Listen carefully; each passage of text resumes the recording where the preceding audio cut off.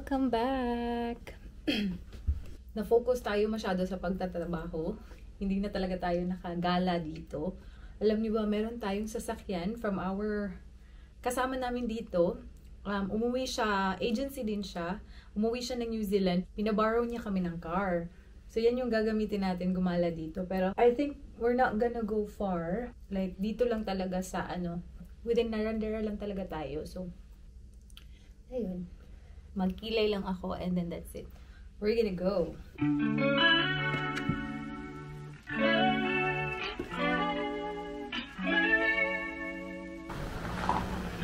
Yan yung pinaborrow sa amin na sasakyan. It's manual, pero marunong kasi si Michelle mag-drive ng manual, so okay lang. Today guys, is pupunta tayo sa Koalas Reserve. Yan. First time na namin ni Michelle na maggala. Kasi this past few days, hindi kami same ng shifts talaga. Like night shift, morning, afternoon, basta iba.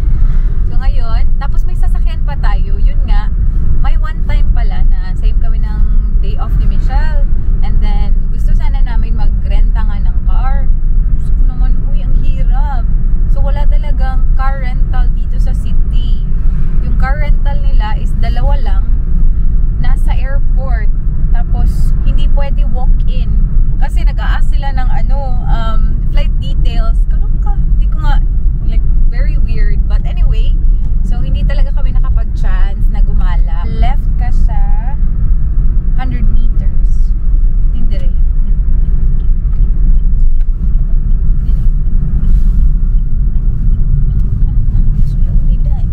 Pwede kang gumala, pwede kang mag-bus, mag-taxi, which is quite expensive. Yung lugar nila dito na medyo maraming ganap is like an hour and a half, right?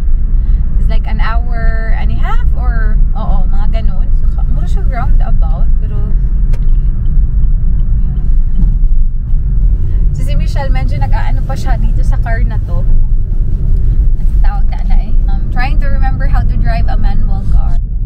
Careful na daw dito guys kasi may koala crossing.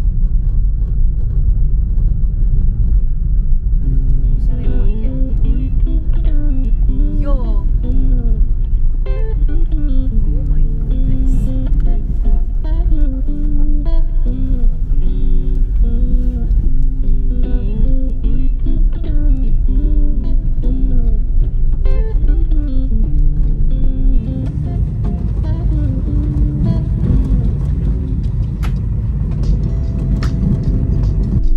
Bigla na lang tayong mahulugan ng koala. Char. How's your driving, Day? Focus ko, Day. Focus ako here.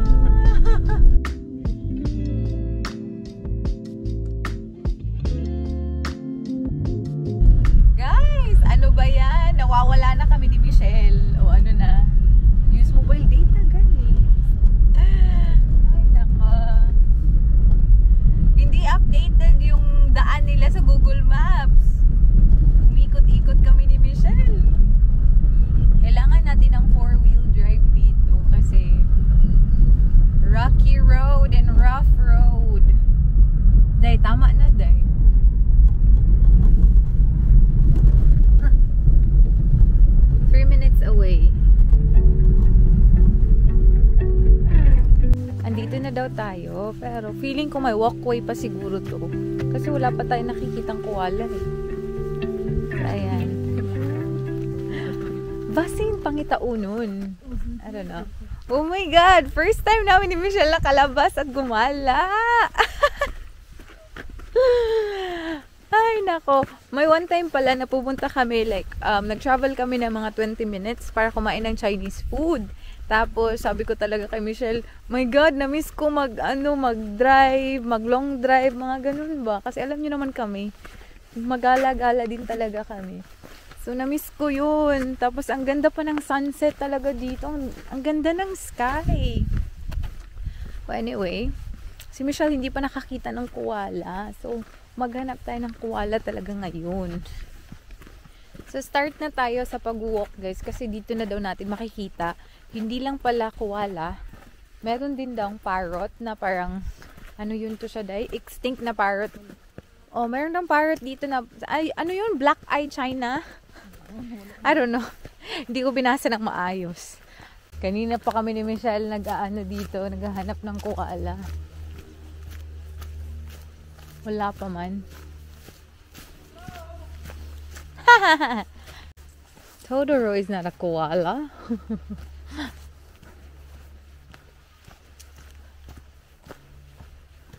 Ang daming kahoy dito. Para na kami mabubuang ni Michelle kaka-look up. Gahanap kami ng koala. Wala kami makita. Dito tayo sa may lake ba to? Totoro!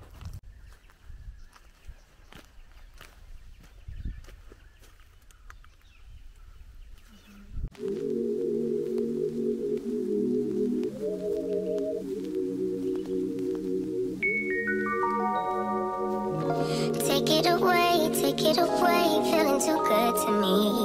Chilling all day, all in your space is where I wanna be. Here in this room, what did you do? Makit na talaga yung ulo namin. Sumakit na yung ulo namin kakahanap ng koala. Sabi ko kay Michelle, puntan lang tayo ng zoo. Koala, where are you? Sabi ko, sakit na ng ulo ko.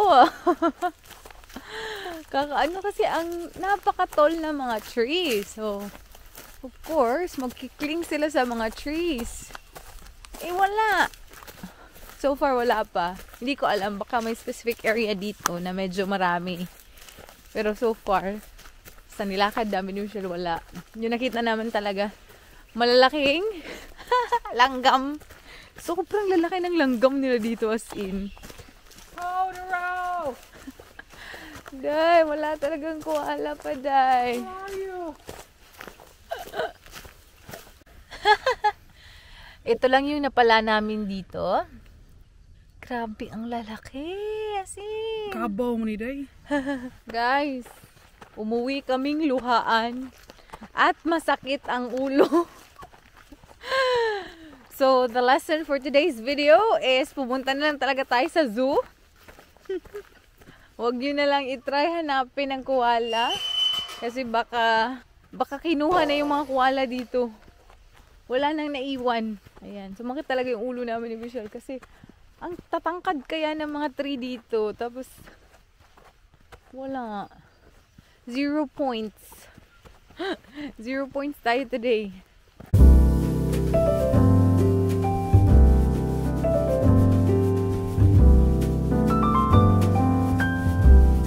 May pony. Oh my God. Madlok kung kunin mo. Uy, basin mamatid ba? Na may fence. Mura magugnipis kayang fence.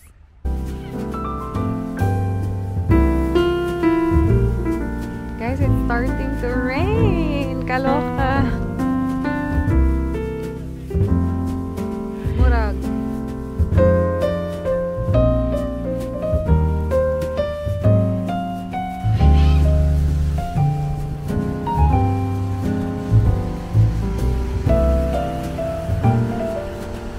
Grabe, umuulan. So, pumunta kami nga sa city. Sige pa, chudog ko. Kidlat.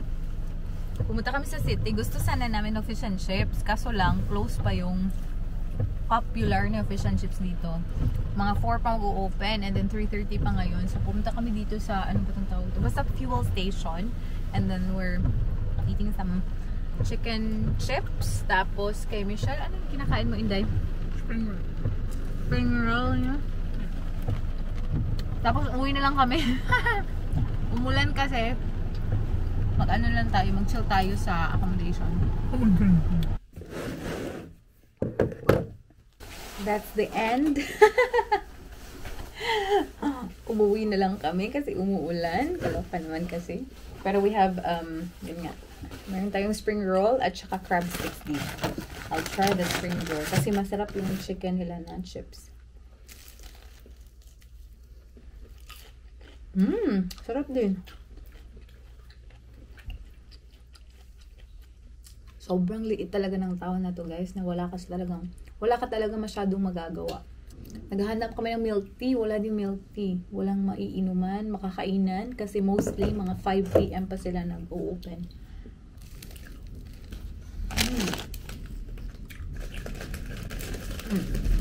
Harap.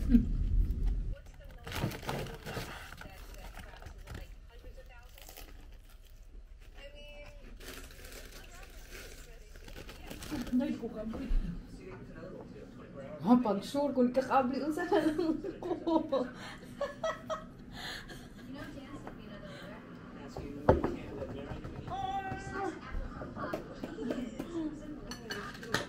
Not perfect.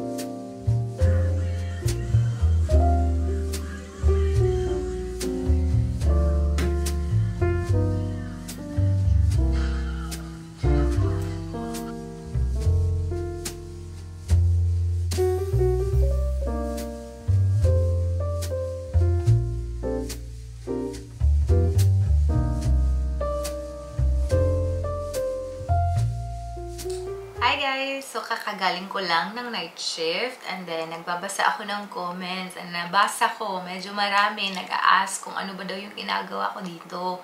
And then hindi nila masyado maintindihan kasi akala nyo siguro ba na, you know, I came here para to be closer sa kapatid ko at sa mga pamangkin ko, but no, I actually came here. The main reason na andito ako is trabaho. So, explain ko lang sa inyo. Marami naman sa inyo na alam yung ginagawa ko, especially yung nag-work medically. Pero yung iba, hindi talaga nila alam kung anong ginagawa ko. So, para maintindihan ng mga hindi alam, yung ginagawa ko guys is contract nursing. So, from the word itself, kumukuha ako ng contracts kung saan-saan man dito sa Australia as a nurse. Sa akin, rural areas ako. Rural and remote areas. So, alam nyo na, dun ako sa mga, kung sa atin pa, bukid. Nasa bukid ako, nasa mga remote areas ako, kumukuha ng contracts. So, kaya nga, di ba, napansin nyo sa previous na vlog ko, napakita ko sa inyo na maliit lang yung population kung saan man ako nagtatrabaho. Ngayon, maliit lang din yung ospital na pinagtatrabahuan ko. Kasi ano naman ilalaki ng ospital nila, maliit naman sila na town. Sabi ko sa inyo before na, you know, after my contract here or my placement here, may another contract na naman ako after, and then another contract na naman. And my goal is talaga, sa ginagawa ko, it's not just about salary, kung bakit ko siya ginagawa. Ginagawa ko din siya kasi it's really a good way to explore Australia. Kasi if na-remember nyo, or if you've been following me for quite a while, alam nyo na yung first na job ko sa New Zealand is travel nursing. And that's why I was able to travel talaga. Yung New Zealand, na-travel ko talaga yung New Zealand. Ang dami ko napuntahan.